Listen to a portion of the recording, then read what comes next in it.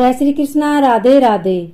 इस माह में दीपदान, स्नान, विष्णु पूजा और तुलसी पूजा के साथ पौराणिक कथा सुनने का बहुत बहुत पुण्य मिलता है। आओ सुनते हैं कार्तिक मास की कथा।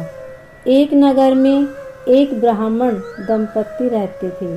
वे दोनों प्रतिदिन 7 कोस दूर गंगा और यमुना नदी में स्नान करते थे।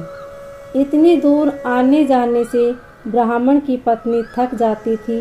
एक दिन उसने अपने पति से कहा कि हमारा एक पुत्र होता तो कितना अच्छा रहता।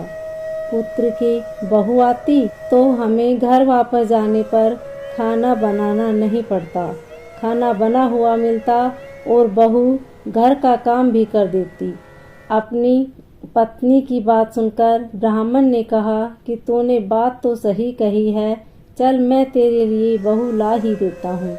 ब्राह्मण ने कहा कि एक पोटली में आटा डालकर कुछ मोहरे रख दे। ब्राह्मण के कहे अनुसार उसने पोटली बांध कर दे दी। पोटली लेकर ब्राह्मण चला गया। ब्राह्मण सफ़र के दौरान यमुना के किनारे बहुत ही सुंदर लड़कियां दिखाई दी।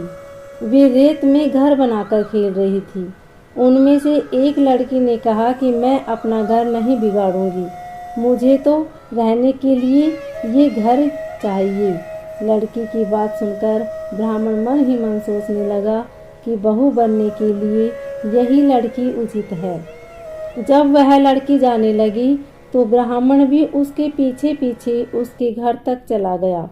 वहां जाकर ब्राह्मण ने उस लड़की से कहा, बेटी कार्तिक मास चल रहा है, इसलिए मैं किसी के घर का खाना नहीं खाता।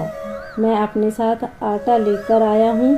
तुम अपनी माता से कहो कि वह मेरे लिए आटा छानकर 4 रोटी बना दे। यदि वह मेरा आटा छानकर रोटी बनाएगी तो ही मैं रोटी खाऊंगा। लड़की ने जाकर अपनी माँ को ये सारी बात बताई। माँ ने कहा, उचित है, जाकर ब्राह्मण देव से कह दो कि वह अपना आटा दे दे, मैं रोटी बना दूंगी। जब वह आटा छानने लगी तो आटे में मोहरे निकली। वह सोचने लगी कि जिसके आटे में इतनी मोहरे हैं उसके घर में कितनी मोहरे होंगी। जब ब्राह्मण खाना खाने बैठा तो लड़की की माँ ने उस ब्राह्मण से पूछा, क्या आपका कोई लड़का है और क्या आप उस लड़के की सगाई करने जा रहे हो? यह सुनकर ब्राह्मण ने कहा कि मेरा लड़का तो काशी में पढ़ने गया हुआ है, लेकिन यदि तुम कहो तो खांड कटोरे से विवाह करके तेरी बेटी को अपने साथ ले जाऊं। लड़की की माँ ने कहा, ठीक है ब्राह्मण देव। इस पर लड़की की माँ ने लड़की की खांड कटोरे से शादी करके ब्राह्मण के साथ भेज दिया। ब्राह्मण ने घर आकर कहा, रामू की माँ दरवाज़ा खोल कर देख, मैं तेरे लिए बहू लेकर आया हूँ। ब्राह्मण की पत्नी भीतर से ही बोली, हमारे तो कोई बेटा बेटी नहीं है तो बहू कहाँ से आई? दुनिया ताने मारती है, अब आप भी मारने लगी। ब्राह्मण ने कहा, तू दरवाज़ा खोल कर तो देख। जब ब्राह्मणी ने दरवाज़ा खोला तो सामने बहू को खड़ी देखा। उसने बहू का स्वागत किया और आदर सत्कार से अंदर ले गई। अब जब ब्राह्मण अपनी पत्नी के साथ नदी स्नान करने जाता तो पीछे से बहू घर का सारा काम करके और खाना बनाकर रखती। वह उनके कपड़े धोती और रात हाथ पैर भी दबाती थी। वह इस तरह बहुत दिन बीत गए। ब्राह्मणी ने अपनी बहू से कहा कि बहू, कभी भी चूल्हे की आग मत बुझने देना और मटके का पानी खत्म मत होने देना। परंतु एक दिन चूल्हे की आग बुझ गई और यह देखकर बहू घबरा गई और भागी भागी अपने पड़ोसन के पास गई और कहा कि मेरे चूल्हे की आग बुझ गई है, मुझे थोड़ी आग चाहिए। मेरे सास ससुर सुबह 5 बजे से गए हुए हैं, वह थके हुए घर आएंगे, इसलिए मुझे उनके लिए खाना बनाना है।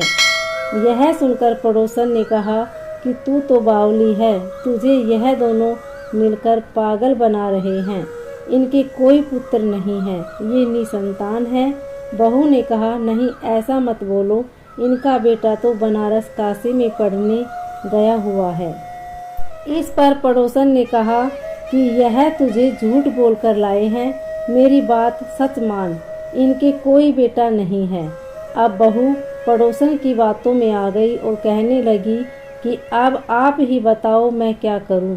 पड़ोसन ने कहा कि करना क्या है, जब तुम्हारे सास ससुर आए तो जली हुई रोटियां बना कर देना और बिना नमक की दाल बना कर देना। खीर की कड़छी दाल में और दाल की कड़छी खीर में डाल देना। पड़ोसन ने उसे अच्छे से सिखा पढ़ा दिया। फिर जब उसके सास ससुर घर आए तो उसने न तो उनका आदर सत्कार किया, ना ही उनके कपड़े धोए। और जब उसने सास ससुर को खाना दिया तो सास बोली, बहू आज यह रोटियां जली हुई क्यों हैं और दाल भी अलूनी है।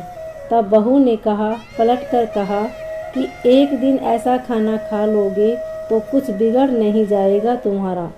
सास ससुर को खरी खोटी सुनाकर वह फिर से पड़ोसन के पास गई और बोली कि अब आगे क्या करना है। पड़ोसन ने कहा कि अब तुम सातों कोठों की चाबी मांग लेना।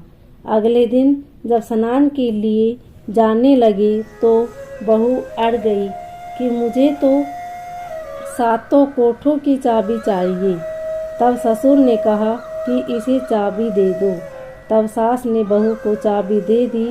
सास ससुर के जाने के बाद जब बहू ने दरवाजे खोले तो देखा कि किसी में अन्न भरा है, किसी में धन भरा है, किसी कोठे में बर्तन पड़े हैं। जब उनके सबसे ऊपर का सातवां कोठा खोला, शिवजी, माता पार्वती, गणेश जी, लक्ष्मी माता, पीपल पथवारी, कार्तिक के ठाकुर, राई दामोदर, तुलसी जी का बिड़वा, गंगा यमुना और 33 कोटि देवी देवता विराजमान हैं। वहीं पर एक लड़का चंदन की चौकी पर बैठा माला जप रहा है। यह देखकर उसने लड़के से पूछा कि तुम कौन हो। तब लड़का बोला कि मैं तेरा पति हूँ, अभी दरवाजा बंद कर दे, जब मेरे माता पिता आएंगे तब दरवाजा खोलना। यह सब देखकर बहू बहुत खुश हुई और 16 श्रृंगार कर सुंदर वस्त्र पहनकर अपने सास ससुर का इंतजार करने लगी। उसने अपने सास ससुर के लिए अच्छे अच्छे पकवान बनाए।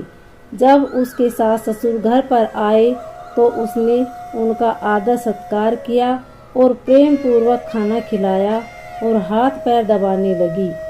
पैर दबाते दबाते बहू ने कहा कि माँ, आप इतनी दूर गंगा यमुना स्नान के लिए जाती हो तो आप थक जाती हो, इसलिए आप घर पर ही स्नान क्यों नहीं करती। यह सुनकर सास कहने लगी कि बेटी, गंगा यमुना घर पर तो नहीं बहती।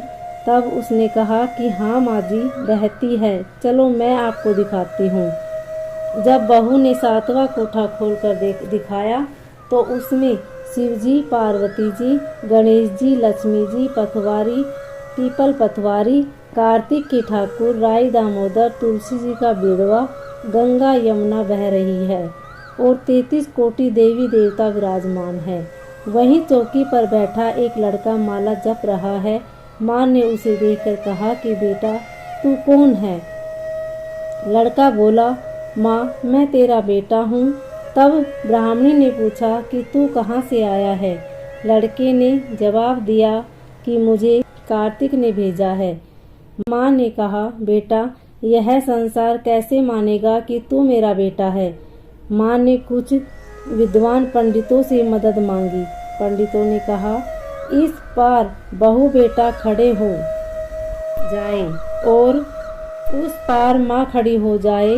माँ ने चमड़े की अंगियाँ पहनी हो और छाती में से दूध की दहार निकलकर बेटे की दाढ़ी मूछ भीगे और पवन पानी से गठजोड़ा बंधे, तब मानेंगे कि यह इस माँ का ही बेटा है। उसने ऐसा ही किया। चमड़े की अंगियाँ फट गई और छाती में से दूध की धार निकलकर बेटे की दाढ़ी मूछ भीग गई। पवन पानी में बहू बेटे का गठजोड़ा बंध गया। यह सब देखकर ब्राह्मण और उसकी पत्नी की खुशी का ठिकाना न रहा। तो यह थी कार्तिक मास की कथा। हे कार्तिक के ठाकुर, जैसे ब्राह्मण और ब्राह्मणी को बहू बेटा दिया वैसे सबको देना।